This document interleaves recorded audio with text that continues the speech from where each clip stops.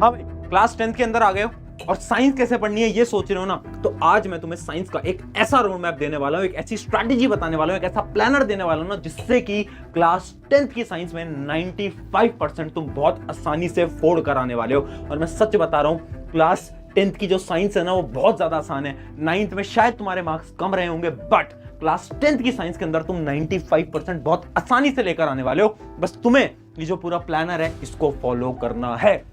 Hi everyone, मेरा नाम है Prashant, mentor of thousands of students, और आज मैं तुम्हारे सामने लेकर आ गया हूं क्लास 10th की साइंस की एक पूरी की पूरी स्ट्रैटेजी। देखो, तुम्हारी सारी की सारी प्रॉब्लम लिखकर आया हूं, तुम्हें मोटिवेशन गाइडेंस सब एक वीडियो के अंदर दूंगा। और आज मैं आपका स्वागत करता हूं एक ऐसे चैनल के अंदर जिसके अंदर तुम बार बार आओगे और क्लास 10th की साइंस तो तुम ऑलमोस्ट इसी चैनल से पढ़ के जाने वाले हो, क्योंकि तुम्हारे सीनियर ने भी यहीं से पढ़ा था और तुम भी यहीं से पढ़ोगे। तुम्हारे सीनियर ने भी साइंस के एग्जाम को फोड़ा और तुम भी फोड़ने वाले हो। सबसे पहले तुम्हारी प्रॉब्लम्स की बात करते हैं। सबसे पहले बुक से पढ़ें या फिर लेक्चर से पढ़ें। सबसे बड़ा इशू यही होता है कि पढ़ना कहां से है, किताबें या फिर लेक्चर्स। अगली चीज, कौन सी किताबें लेनी है ये भी बता दो। अगली प्रॉब्लम, एनसीईआरटी क्या पढ़नी होती है क्या, एनसीईआरटी इंपॉर्टेंट है क्या, और अगर पढ़नी है तो कैसे पढ़नी हो, इतनी खतरनाक एनसीईआरटी है याद ही नहीं हो पाती, ट्रिक भी बता दूंगा। अगली चीज, क्वेश्चन प्रैक्टिस का कोई तरीका है क्या, कोई हैक है क्या, और क्वेश्चन प्रैक्टिस कहां से करनी है वो भी बताऊंगा। रिवीजन की क्या स्ट्रैटेजी होती है, हर एक टॉपर बोलता है कि रिवीजन करो, बार बार करो, बट क्या कोई स्ट्रैटेजी है वो भी बताऊंगा।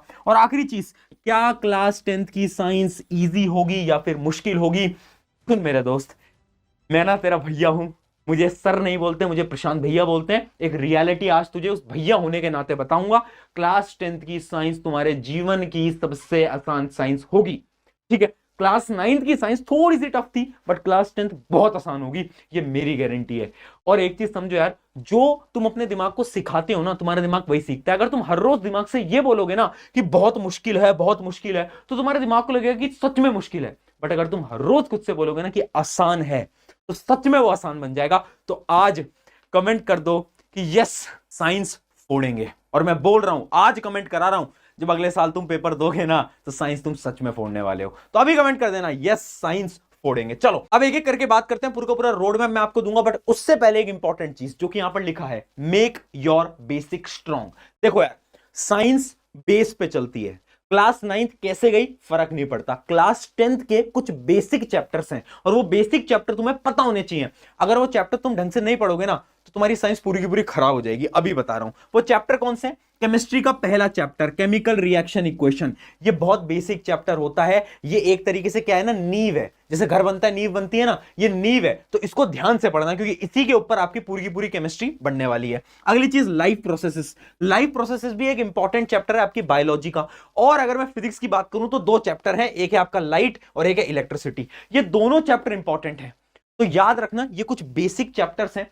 जब भी आप इन चैप्टर्स को पढ़ो ना, तो बहुत ध्यान से पढ़ना, बहुत ज्यादा फोकस लगाकर पढ़ना, क्योंकि इन्हीं से ही आपकी पूरी की पूरी साइंस डेवलप होने वाली है। तो अब बात करते हैं पूरे के पूरे रोड मैप की। तो पूरा रोड मैप आपके सामने है। सबसे पहले क्या है, पढ़ना कहां से है। देखो यार भाई, लेक्चर से आप पढ़ सकते हो, ठीक है। अगर आपको स्कूल से समझ आ रहा है, स्कूल से पढ़ो। ट्यूशन समझ आ रहा है, ट्यूशन से पढ़ो। यूट्यूब से पढ़ना है तो पूरी की पूरी साइंस मैंने ऑलरेडी पढ़ा रखी है वन शॉट के अंदर, तो तुम मेरे से भी पढ़ सकते हो। उसके अलावा अगर तुम्हें डिटेल में पढ़ना है ना, तो तुम्हें ऑलरेडी पता है, नेक्स्ट टॉपर की पूरी टीम तुम्हारे साथ खड़ी है यार, है ना। आरएम बैच के बारे में तो तुम्हें पता ही होगा, इंडिया का one of the most powerful batch, जिसके अंदर मैं साइंस पढ़ा रहा हूं, दिगराज सर तुम्हारे एसएसटी पढ़ा रहे हैं, और तुम्हारे शोभित भैया मैथ्स पढ़ा रहे हैं। हिंदी इंग्लिश के भी हमारे पास टीचर्स हैं, तो वो आपको ऑलरेडी पता होगा, है ना। उसकी मैं लिंक दे दूंगा हमारे नेक्स्ट टॉपर ऐप की। तो पूरा ईयर लॉन्ग आपका बैच होता है, पूरा सिलेबस कंप्लीट कराया जाता है डिटेल के अंदर, है ना। सारी चीजें आपको मैं डिस्क्रिप्शन में आपको दे दूंगा, बाकी वीडियो के एंड में भी बता दूंगा, ठीक है। तो ये देखो, आपको अगर पढ़ना है ना, तो एक ही टीचर से पढ़ो, इधर उधर मत भागो। बहुत सारे स्टूडेंट ये गलती करते हैं कि कभी यहां से पढ़ रहे हैं, कभी वहां से पढ़ रहे हैं। ये गलती मत करो दोस्त।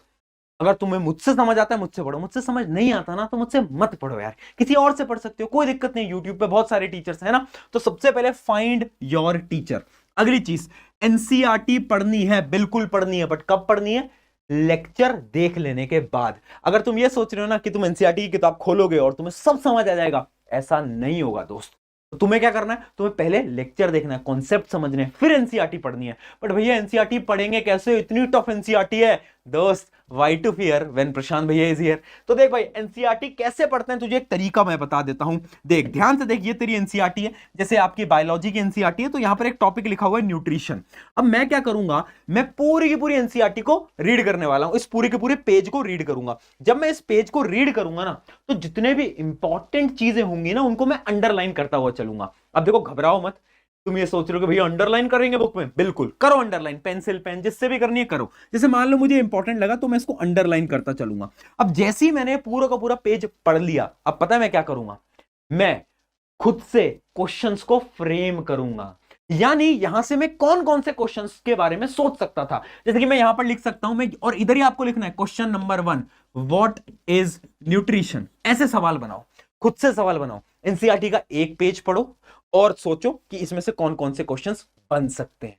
ऐसे पढ़ी जाती है एनसीईआरटी, ये होता है सही तरीका पढ़ने का। जैसे कि नीचे आ रहा है आपका ऑटोट्रॉफिक न्यूट्रिशन, तो खुद से पूछो कि ऑटोट्रॉफिक न्यूट्रिशन क्या होता है। क्या इस पेज के अंदर कोई ऐसी चीज है जिससे कि क्वेश्चन तुम्हारे पेपर के अंदर बन सकता है?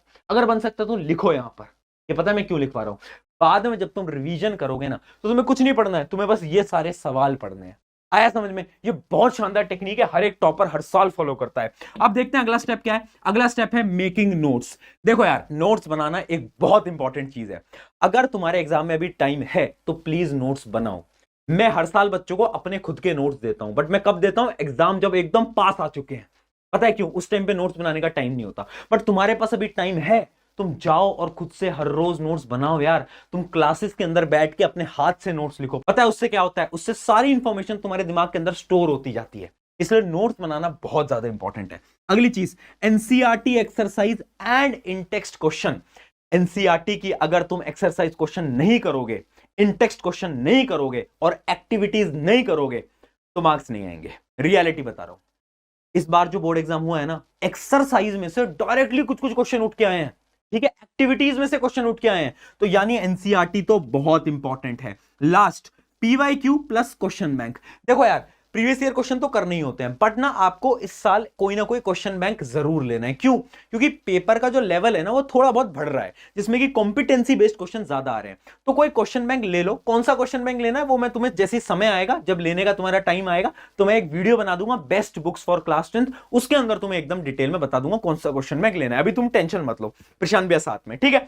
अब भैया नोट्स बनाते कैसे हैं, एक वो वाली चीज रह गई हमारी। तो देखो, जैसे कि मैं ना अपने ऐसे नोट्स देता हूं, मैं तुम्हें नोट्स थोड़ा जूम करके दिखाता हूं। मैं ऐसे अपने नोट्स देता हूं, तो इसी प्रकार से तुम्हें भी अपने नोट्स बना लेने हैं, है ना। जितनी भी चीजें तुम क्लास में पढ़ रहे हो, उसको फटाफट से लिखते रहना है। इतने सुंदर नोट्स नहीं बनाने, तुम्हें जल्दी जल्दी नोट्स बनाने हैं, है ना। डेली क्लासेस के अंदर तुम नोट्स बनाओगे तो तुम्हारा काम चल जाएगा। आई होप यहां तक आपको समझ आ गया होगा। अब बढ़ते हैं रिवीजन स्ट्रैटेजी की तरफ, कि अब रिवाइज कैसे करना है ये तो बताओ। देख, रिवीजन स्ट्रैटेजी के कुछ स्टेप्स होते हैं, बेसिकली 3 स्टेप होते हैं। सबसे पहला स्टेप होता है क्या? Daily revision.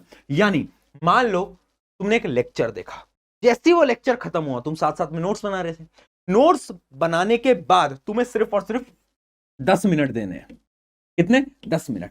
10 मिनट के अंदर तुम क्या करोगे? रिवाइज कर लोगे। जितनी भी चीजें थी सारी सारी चीजों को नोट्स पलटो और एक बार रिवाइज कर लो फटाफट से, उसी समय पर 10 मिनट के अंदर। उससे क्या होगा? उससे सारी चीजें ऑलरेडी तुमने समझी थी थोड़ी देर पहले, और तुम अगर एक बार रिवाइज कर लोगे ना, तो चीजें तुम ज्यादा लंबे समय तक याद कर पाओगे।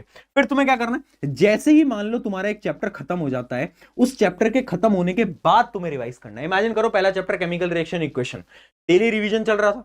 जैसे ही पूरा चैप्टर खत्म हुआ, उसके बाद तुम्हें 1 घंटा लगाना है, 1 घंटा लगाना है, और उस 1 घंटे के अंदर उस पूरे चैप्टर को वापस से अपने नोट्स की मदद से रिवाइज कर लेना है। फिर आता है तीसरा स्टेप।